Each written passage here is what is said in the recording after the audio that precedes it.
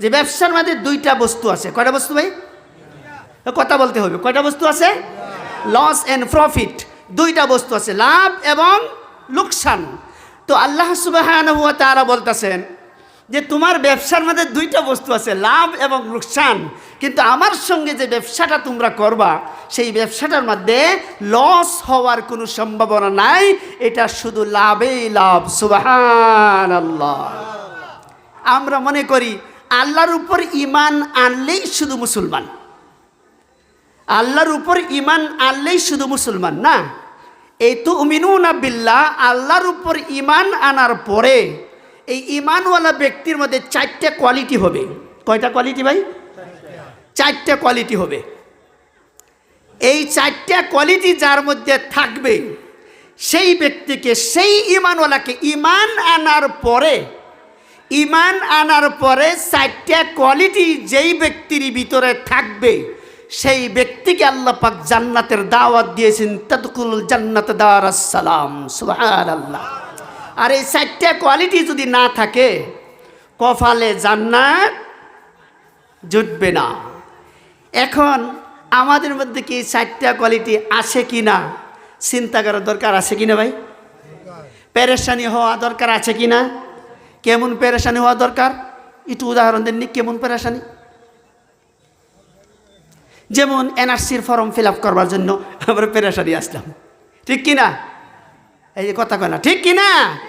এরকম পেরেশানি যদি আমরা হই যে ঈমান আনার পরে চারটা কোয়ালিটি আমার মধ্যে আসুক, জান্নাতি হয়ে যায়, দুনিয়ার মধ্যে ইজ্জতের জিন্দেগি লাভ করি, আর কিয়ামতের দিন জাহান্নাম থেকে বেঁচে যাই, তাহলে এটা এর জন্য যদি আমরা ঈমানের চারটা কোয়ালিটি সংগ্রহ করি, একটু পেরেশানি হই, বাকি থাকবে ভাই? বলেন বাকি থাকবে কি? থাকবে না।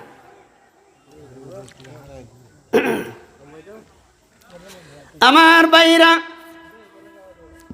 মানুষটা ঈমান আনার পরে, মানুষটা ঈমান আনার আগে, আল্লাহ পাকের উপর ঈমান আনার আগে পাথরের মূর্তি পূজা করছে, চন্ডর পূজা করছে, সূর্যর পূজা করছে, পানির পূজা করেছে, গাছের পূজা করেছে, মাছের পূজা করেছে।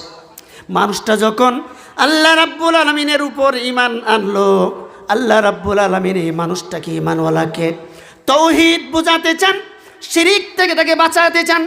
আল্লাহ পাক ঈমানওয়ালাকে বলে দিয়েছেন, ইন্নাল্লাযীনা তাদউনা মিন দুনিল্লাহি ইবাদুন আমসালুকুম। ওরে বান্দা, আমাকে বাদ দিয়ে যাদেরকে তোমরা ডাকো তোমার ভালো হওয়ার জন্য, চাকরির জন্য, নকরির জন্য, রুজুকের জন্য, তোমার ভালো হওয়ার জন্য, বিভিন্ন জিনিসের জন্য, আমাকে বাদ দিয়ে যাদেরকে তোমরা ডাকো সেগুলো হলো তোমার মতো আমার আরেকটি গোলাম। ওরে বান্দা, পাথরের ভিত্তে শক্তি আছে মনে করে, আগুনের ভিত্তে শক্তি আছে মনে করে, পানির ভিতরে, গাছের ভিতরে, চন্ডর ভিতরে, সূর্যের ভিতরে শক্তি আছে মনে করে, ওগুলো শক্তির সামনে যখন তুমি মাথা নত করো, ওরে বান্দা,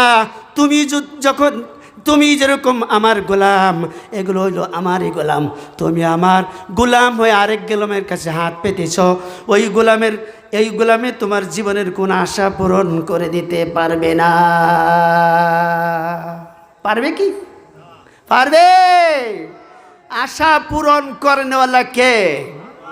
ওয়া তুইজ্জু মান তাশা ওয়া তুযিল্লু মান তাশা। ইজ্জত দেওয়ার মালিক কে? কয়েকজনই কইলেন মাত্র। ইজ্জত দেওয়ার মালিক কে? অবদস্ত করার মালিক কে?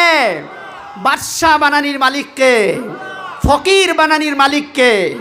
সব আল্লাহ সুবহানাহু ওয়া তাআলার কুদরতি হাতের মুষ্টি। আমার ভাইরা, এই জন্য এক নম্বর যেই ব্যক্তি আল্লাহ পাকের উপর ঈমান এনেছে, এক নম্বর কোয়ালিটি হবে ঈমানওয়ালা ব্যক্তির মধ্যে, এক নম্বর কোয়ালিটি হবে আল্লাহকে ছাড়া কারু ভয় তার অন্তরে থাকবে না। একমাত্র আল্লাহর ভয় কেবলমাত্র ঈমানওয়ালা ব্যক্তির এক নম্বর কোয়ালিটি হবে, এক নম্বর আল্লাহর ভয় তার অন্তরে থাকবে, আল্লাহকে ছাড়া কাউকে ভয় করবে না। এটা কয় নম্বর কোয়ালিটি? যেহেতু ইমানওয়ালা জানে तौहीद की अमानत सीनों में है हमारे, तौहीद की अमानत सीनों में है हमारे, मुमकिन नहीं मिटाना नाम निशान हमारा। একত্ববাদের পুঁজি আমার সিনার ভিতরে বদ্ধমূল রয়েছে। পৃথিবীর কারো শক্তি নাই যে আমাকে অপদস্থ করে, আমাকে লাঞ্ছিত করে, বঞ্চিত করে। পৃথিবীর এমন কোনো মার সন্তানের ক্ষমতা নাই যে আমাকে দুনিয়ার থেকে উঠায় দিতে। একমাত্র আল্লাহ রাব্বুল আলামিন যদি আমাকে বাঁচাইয়া রাখে, এটা ঈমানওয়ালা ব্যক্তির জানা আছে। ওমা হুম বিদাররিনা বিহি মিন আহাদিন ইল্লা বিইذনিল্লাহ। এমন কোন পৃথিবীর মার সন্তানের ক্ষমতা নাই আল্লাহর হুকুম ছাড়া আমার শরীরের একটা পশম লড়াইতে। এটা ঈমানওয়ালা জানে। এই জন্য তার মধ্যে 1 নম্বর কোয়ালিটি, 1 নম্বর গুণ আসবে, সে আল্লাহকে ছাড়া কাউকে পরোয়া করবে না। এটা কয় নম্বর কোয়ালিটি? এবং এখন হাসা করে বলি তো দেখি আমরার মধ্যে এটা কি আছে? এই কোয়ালিটিটা আছে কি আমরার মধ্যে? নাই, নাই। আমার ভাইরা, হোটেলের মধ্যে, চাষটালের মধ্যে বসে, হোটেলের মধ্যে বসে 5 টাকার চা নিয়ে 10 টাকার লেকচার চলে। ক্যারাম খেলতে সময় 3 আলির মধ্যে, 4 আলির মধ্যে লেকচার চলতেছে। বিজেপি সরকার হয়েছে, আমাদের কপালে দুর্গতি হয়েছে। যদি ইউডিএফ সরকার গঠন করত তাহলে আমাদের এরকম হতো না। কংগ্রেস সরকার যদি এসে যায় আমাদের কপালের দুঃখ শেষ হয়ে যাবে। এটা ঠিক না, এটা কোনো সময় হওয়া সম্ভব না।